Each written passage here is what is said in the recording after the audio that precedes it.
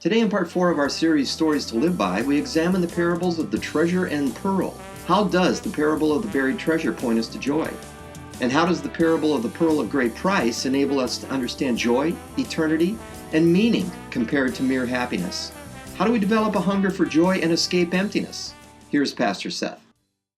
I want you to imagine that your neighbor is an elderly man, and he's going to go back on vacation, and he says, can you dog sit at our house? And you say, yeah, I'd be glad to. And you go over there the first day you get off work, and he's gone. You go into the back gate and open the gate, and the dog comes running out and pooping and peeing, and you fill up the dog dish with water and the food dish with the food, and the dog, like our dogs, love to fetch. So you pick up a ball, and you're throwing the ball around the yard. Dog just having a great time.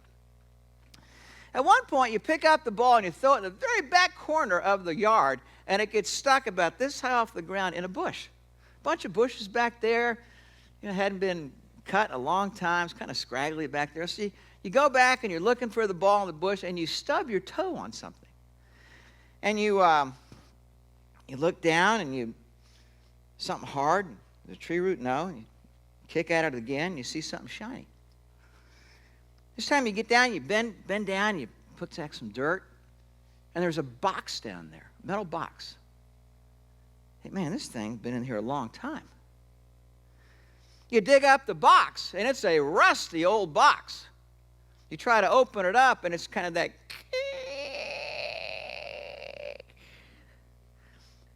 You look inside, I mean, this thing hadn't been open probably 100, 125, 150 years. And you look inside this box, and it's a fortune.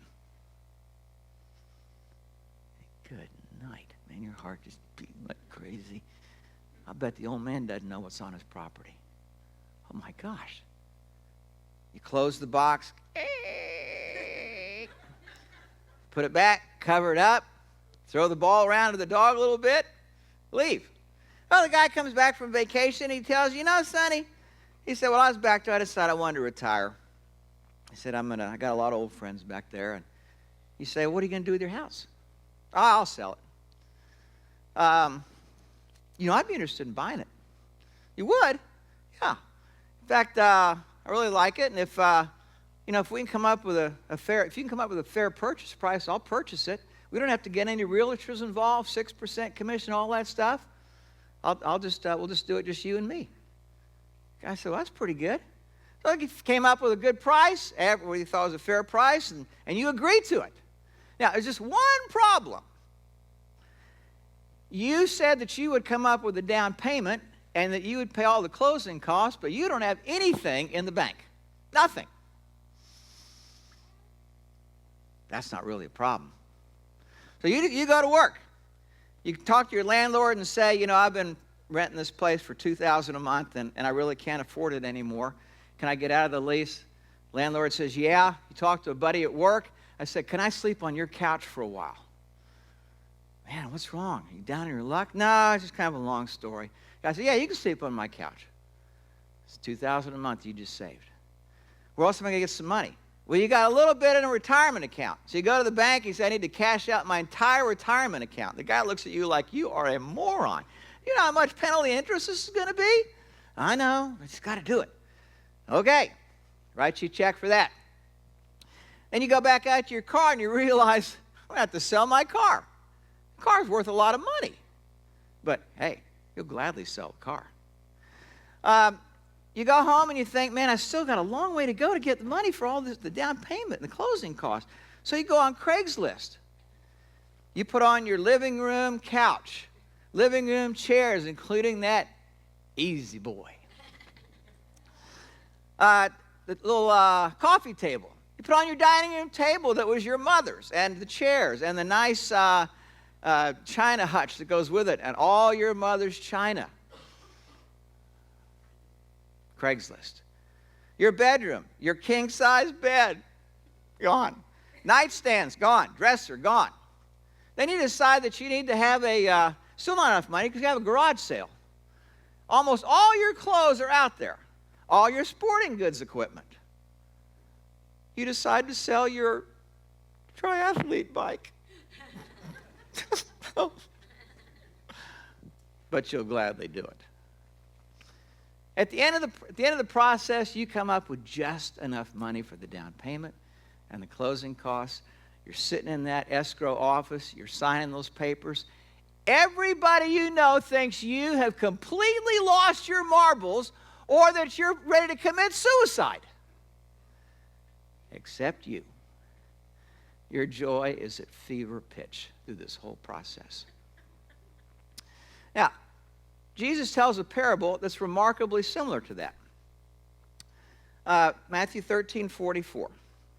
The kingdom of heaven is like treasure hidden in a field.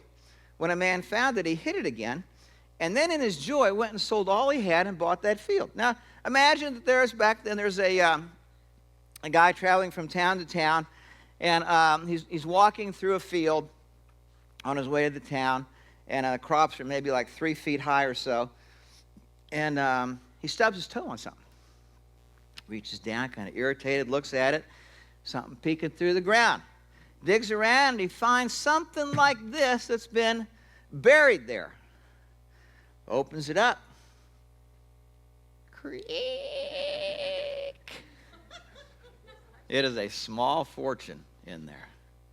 He looks around to see if anybody looked. Nobody's around. Back in, covers it up. Wonder who owns this field. He goes on his way to the town. He finds out who owned the field. And he begins to do the same thing you would have done had you been dog-sitting your neighbor's house. He gets rid of everything. He sells everything he has so that he can buy that field. And what Jesus says here in this parable, I want you to notice is, he does it in his joy. He's losing everything. Everything is gone, but in his joy, he's doing this. And then a parable right behind it. Again, the kingdom of heaven is like a merchant looking for fine pearls. Guy's been looking all his life for pearls.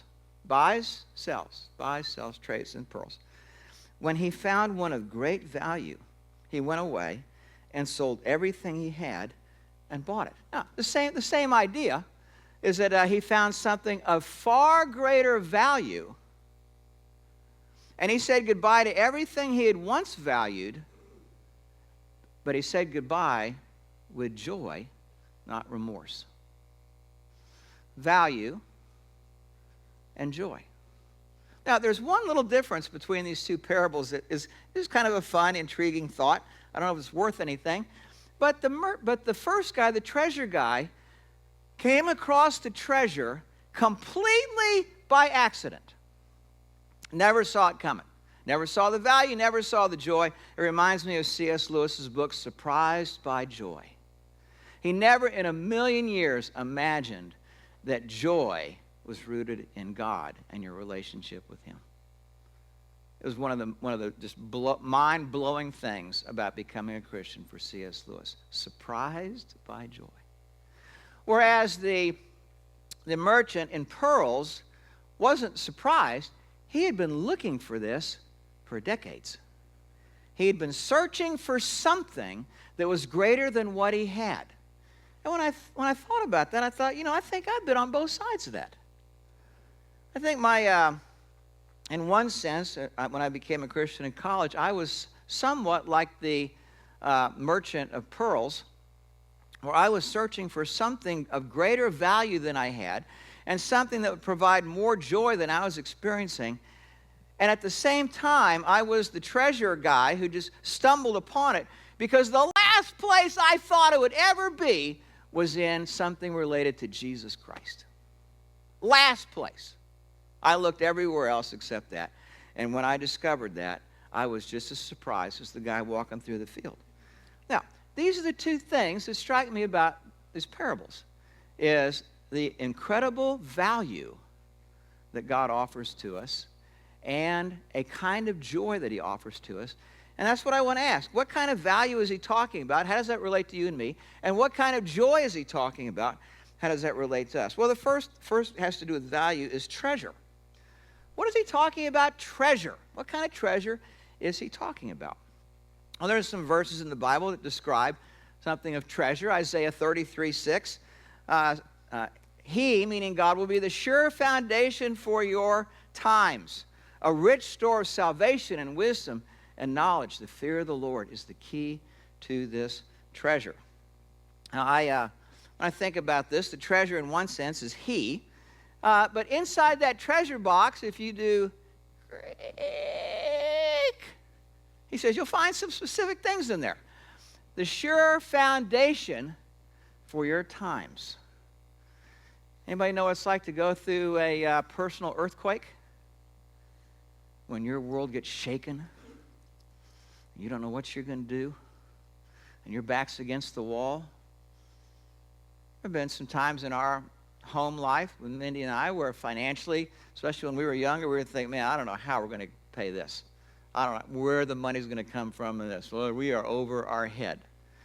Or sometimes it happens with a marriage, or sometimes with a kid, or sometimes with your health. What would it be like to have a sure foundation when times are tumultuous? And then he said, not just a rich store of salvation, but a rich store of wisdom and knowledge. When I think about the Bible, I've been a student of the Bible now for almost 43 years. And I think about what an amazing treasure chest of wisdom and knowledge this is. And how our lives have been so shaped over the last 43 years by the principles that we discover in this book in all of the important aspects of life. A rich store of wisdom and knowledge. And then he says, the fear of the Lord is the key to this treasure. And the idea is something like this. Just because God offers a treasure to us doesn't mean that you just come up here and just open it up just however you want to. This little boy has a lock on it. And if you want to get inside there, you're going to need a key. And the key there is the fear of the Lord. Meaning, if I'm thinking, wow, I got a great treasure here, isn't that great? That's exciting. But while I'm looking in that treasure, I'm just going to live life my way, the way I think and the way I feel, and I don't care what God's Word says. In my particular case, and you know what's going to happen? This disappears. Now what you have is a nice thing to put on a shelf at home. A decoration. The fear of the Lord. What does God want me to do? Doesn't matter how I feel or what I'd rather do or what people are telling me to do. If I'm willing to bow my knee to God and to obey what He says, even when I don't like it sometimes, then what's going to happen with that box is creak. And I'm going to find some treasure in there. Jesus said the good man out of the good treasure of his heart produces good. The bad man out of his bad treasure produces evil treasure. For out of the abundance of the heart his mouth speaks. There, when I think about treasure, I think about Jesus Christ living inside of me, changing my nature, changing who I am as a person. From over the last 43 years, from somebody who is self first, everybody else next, to somebody who's becoming slowly others first, me next. That's a long process. And I've not really been all that happy a student in that particular school.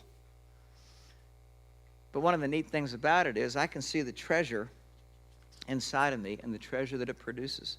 2 Corinthians 4:7, another great verse that talks about treasure. Paul says, what kind of treasure are we talking about here? Again, 2 Corinthians 4:7.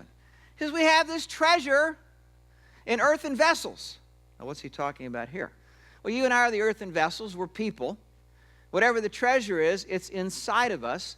And the treasure is Jesus Christ alive in us. Alive in us. That's good. It's good treasure. Okay. But the treasure for what purpose? So I can feel close to God. So my problems will get solved. Is that what he's talking about? We have this treasure in earthen vessels to show that the transcendent power belongs to God and not to us. Meaning that when I'm going through hard times and you're going through hard times, that people are going to say, how in the world does that guy do that? Or how does she do that? what's going to become apparent is it's not him. I know him pretty well. That's not him. Or I know her pretty well. That's not her.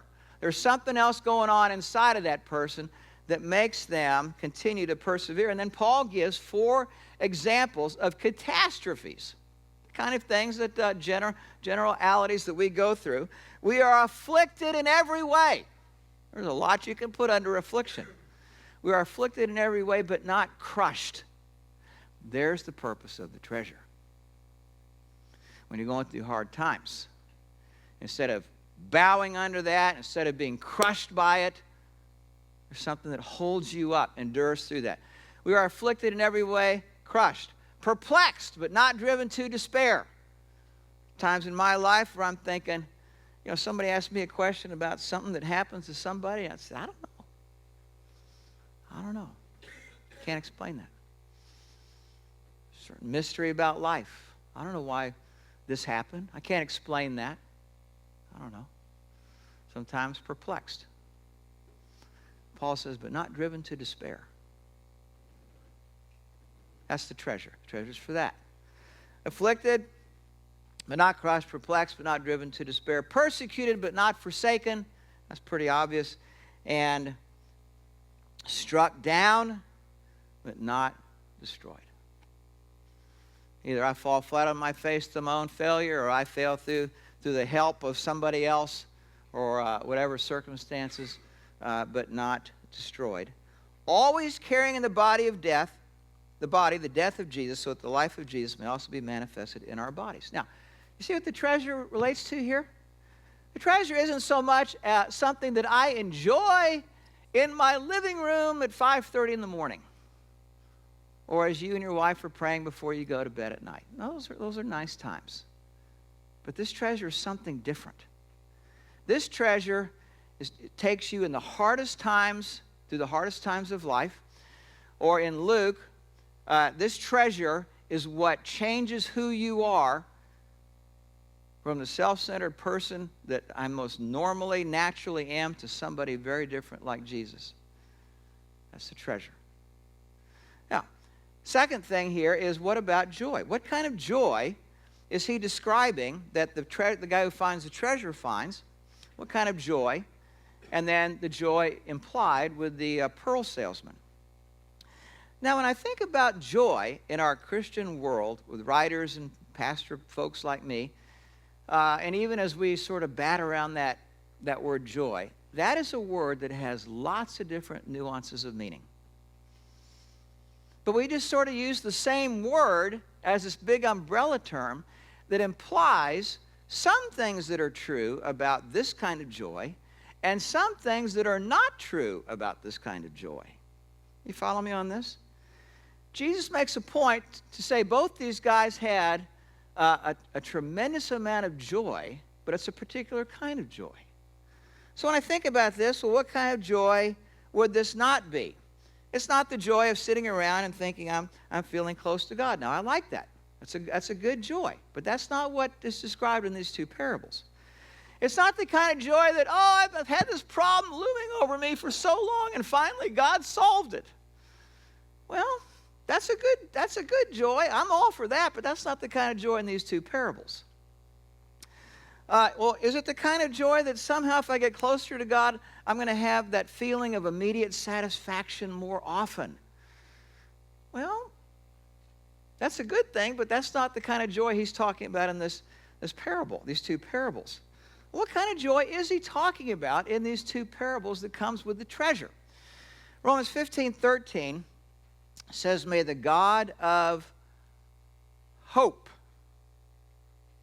He could have said, may the God of love, may the God of justice, may the God of righteousness, may the God of mercy, may the God of grace, may the God of compassion. A lot of words he could have used there. He said, may the God of hope fill you with all joy and peace in believing. May the God of hope fill you with all joy and peace in believing. May the God of hope fill you with all joy and peace in believing, so that by the power of the Holy Spirit you may abound in joy. Oh, there must be a mistake.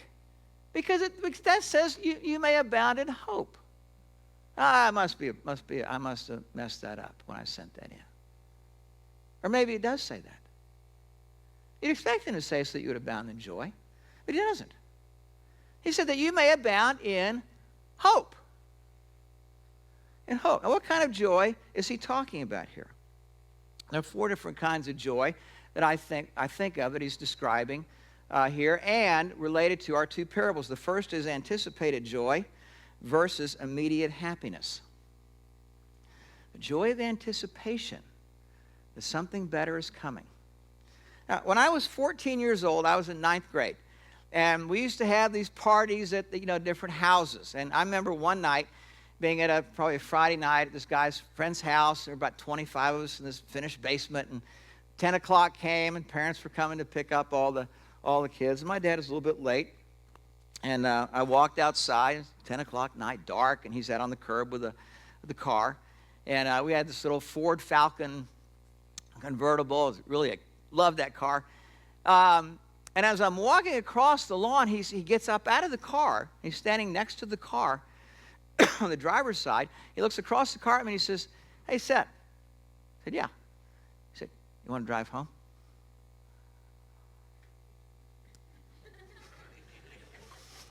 Yeah! I couldn't believe it. And then he took the keys and he went, whoosh, threw them up in the air, up over the car. Boom. Car keys. I'm holding car keys. I ran around the other side, got in, did something I had dreamed about for several years. I rolled down the left window and stuck my elbow out the window. Tried to remember how you start a car. Put the key in, turned over. He said, "Put your foot on the brake." Got it. Put it in drive. Got it. Lightly let off the brake. Got it. Find the accelerator. Got it. Now, it was only about a 5-minute drive home. It was in our neighborhood. But I can still remember this. This is almost 50 years later. Driving through the neighborhood in the dark. On the way home, there's a road that went down. I didn't know it. I was coasting. I thought my foot was on the gas. Didn't know it. Until we started up the other side, and we were slowing down. Oh, push on the accelerator. And off. And finally found that place for the accelerator. Up the long hill. Time to turn right. Blinker. Turn right. Elbow back out the window. Hoping my friends are going to see me. Pull up into the driveway. Put it in park. Turn the key. There you go, Pop. I could hardly go to sleep that night. I had dreamt about this for years. It never dawned on me, surprised by joy, that I would get to do this at only 14. Now, from then on until I was 16, anytime my dad was home and I heard he was going somewhere, "Hey, Dad, can I go with you?" "I'm just going to go get gas." "That's okay. Love the gas station." In hopes that he might say, "Hey, you want to drive home?" "Where are you going, Dad?" "I just got to go to the grocery store, pick up a few things." "Hey, can I go with you?" He got sick and tired of me asking if I could go with him for all these things because he knew. Now, from that point on, every day, I was one day closer to my license. Remember turning 15, getting up to that 15 and a half, get my permit.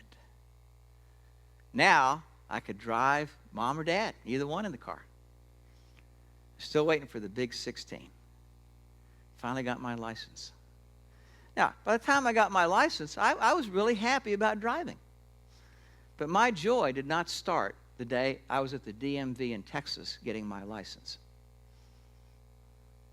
My joy started that night at Terry Smith's house after a party, when my dad surprised me with joy. "Here you go, son. Take us home." That's the kind of joy that Jesus is describing in this parable. The second kind is an eternal joy versus elusive happiness.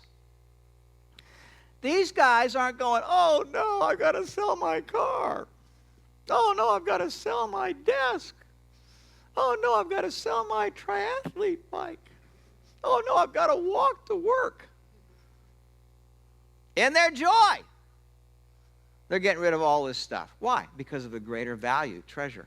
Third is meaning versus relief. Joy that our culture tries to find, I think, is mostly related to numbing an ache or trying to relieve something inside that just provides me an ounce of relief from the pressure of this world. That's not what the kind of joy that's described here in these two parables. And then a joy that creates a greater hunger versus a greater emptiness. These guys weren't going, oh man, I hate to sell this, I hate to sell that, and my mom's china, and my lawnmower, and my car. Because there's something more, a greater hunger for something they could see was coming. That's the kind of joy he's describing in this parable. James 1:12, blessed is the man who endures trial. For when he has stood the test, he will receive the crown of life. The crown of life. Someday. For the rest of eternity. You think I'm going to trade anything in this world for that? You're crazy. It's coming.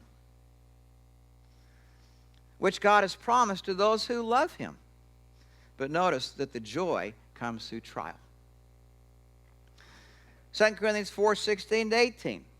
Paul says, therefore we do not lose heart. Though outwardly we are wasting away, yet inwardly we are being renewed day by day. For our light and momentary troubles are achieving for us an eternal glory that far outweighs them all. So we fix our eyes, not on what is seen, but on what is unseen. For what is seen is temporary. What is unseen is eternal.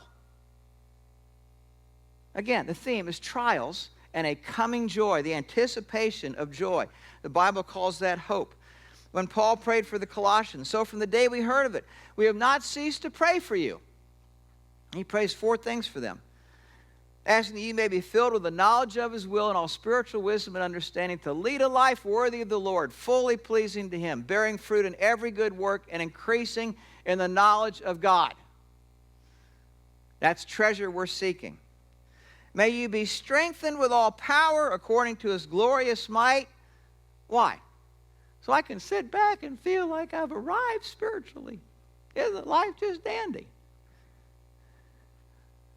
Let's bump ahead a few verses there. May you be strengthened with all power according to his glorious might, for all endurance and patience with joy. Same theme. Giving thanks to the Father who's qualified us to share in the inheritance of the saints in light. Verse 12, he has delivered us from the dominion of darkness, transferred us to the kingdom of his beloved Son, in whom we have redemption, the forgiveness of sins. Now, this week as I was reading this and studying this actually for a few weeks, trying to think, how do these parables intersect with me? And there were some different phrases that kept coming back to my mind. Immediate satisfaction. It seems like that's always sort of trying to get my attention. To grab something of lesser value, which makes the greater value seem not that important. Immediate satisfaction. I just need to have more of a passion. Well, sometimes God gives us a passion and sometimes he doesn't. There's reasons for that, I think. Sometimes I just seem kind of bored. Well, of course. Till we get to heaven, that there are going to be times when it's going to feel like that. Life feels like that because of the things that are all around us seem so inconsequential. And maybe sometimes I seem inconsequential. Or maybe sometimes when I can see no progress ahead, and there's no discernible reason that makes any sense to me why progress can't be made. I want to grab for the immediate satisfaction instead.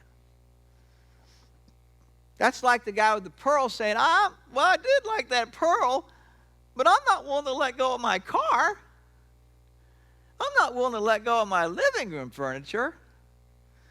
You think I'm going to give up my triathlete bike? No, I don't think so.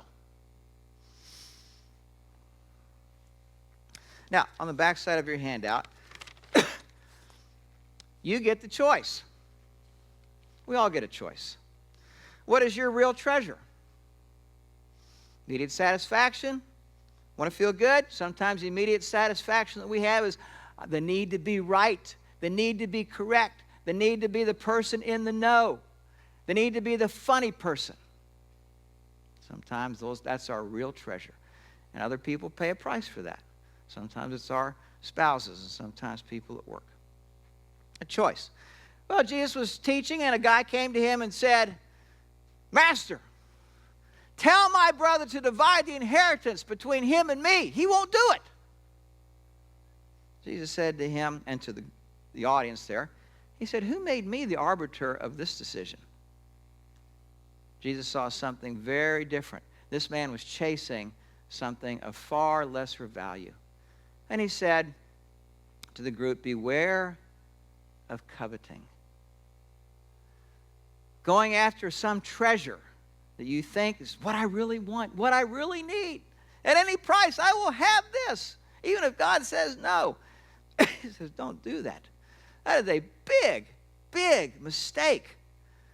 And he tells them a parable in response to this, the whole group. He says there was a guy, he was a farmer, and he had a bumper crop. The guy says to himself, man, what am I going to do with this bumper crop? My barns aren't big enough. I know what I'll do. I'll tear them down and build big barns. And I'm going to put all that harvest in there, and then I'll be able to sit back and eat, drink, and be merry. And we pick up the parable here in your handout, Luke 12:20. But God said to this farmer, fool, fool, this night your soul is required of you, and the things you have prepared, whose will they be? So is he who lays up treasure for himself and is not rich toward God. The very treasure this guy thought he had, he was counting on. You know, we had this big Powerball or whatever that thing was. What was it? Mega Millions thing, you know, a few months. And the whole nation just going nuts over this thing. When I read something like that, I think about, does anybody read the papers? Anybody read the stories of what happens to so many of these folks? Let me tell you about one of them. His name is Jack Whitaker. There he is. There's an article that says, the title of the article says, Lottery Winner's Wife Regrets Ticket. She said, if I had to do all over again, I would have taken that ticket and torn that thing to shreds. Now, why? Because after they won the $300 and almost $15 million jackpot, since then he's been arrested 2 times for drunk driving. He was court-ordered to rehab. He agreed no contest to a misdemeanor assault. He's the subject of 2 lawsuits because of unruly behavior at a bar and a racetrack. There have been multiple thefts of both of his car, his home, and where he works. And there's a granddaughter that's missing.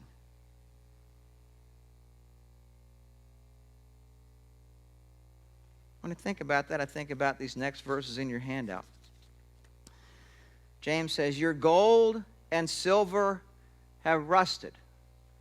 Now, this is a parable, so don't hold in, well, gold and silver don't rust. It's a parable.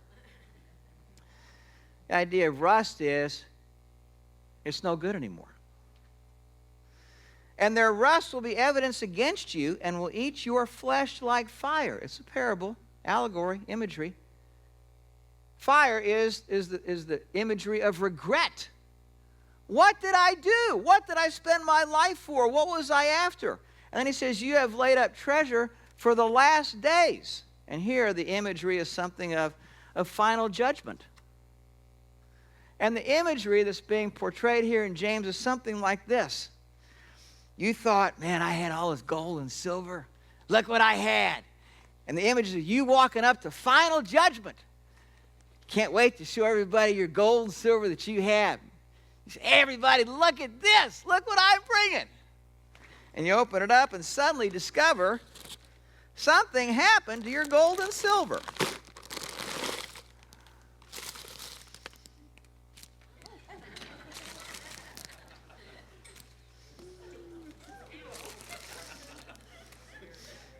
Maybe that wasn't a good idea. Boy, it seemed like a good idea at home. Of course, it was about 5:15 in the morning when I thought.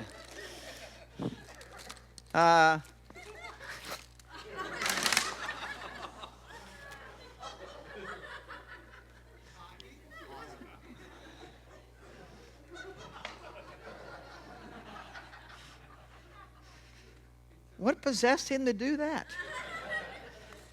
I don't know. That would be a topic for lunch.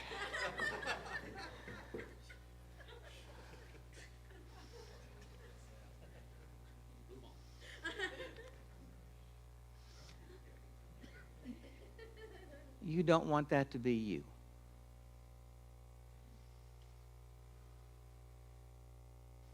Because that will be, like James says, like my flesh being eaten by fire. Jesus later on in this parable says to everybody after the parable is done, sell your possessions, give alms, provide yourselves with purses that do not grow old, with a treasure in the heavens that does not fail. A treasure in the heavens that does not fail, where no thief approaches, no moth destroys.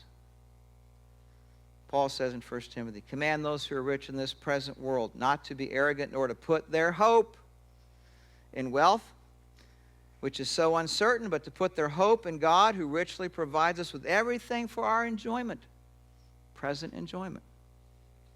Command them to do good, to be rich in good deeds, to be generous, willing to share. In this way, they will lay up treasure for themselves as a firm foundation for the coming age, so that they may take hold of the life that is truly life. That's what you and I long for. We just use this generic term life, not talking about physical life. Life as it was meant to be. Someday what you do want to walk up to heaven with, it might be in an old bag like this. But you want to be able to pull out something like this.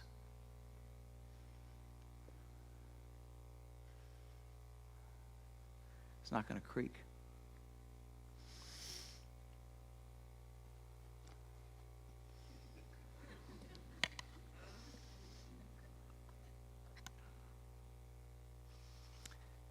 And from that moment forward, you will know a joy that we rarely have here.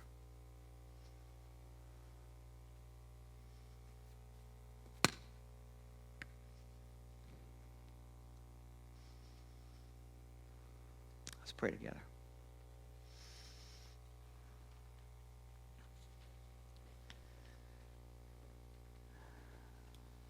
Father, would you open our hearts. Help us to hear what you're saying to us through these two simple little two-sentence parables. Help us to hear the value that you have and that you offer to us. And help us not to settle for a lesser joy as we continue to search for immediate satisfaction over and over and over again through our own hand, only to end up with a bowl full of lollipops at the end of our life.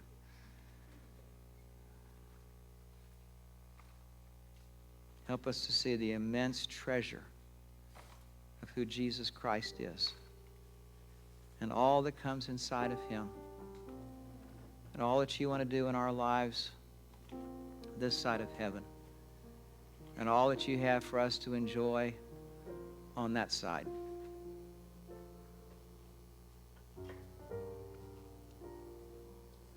In light of that, Lord, we will gladly sell anything that gets in the way. No question about it.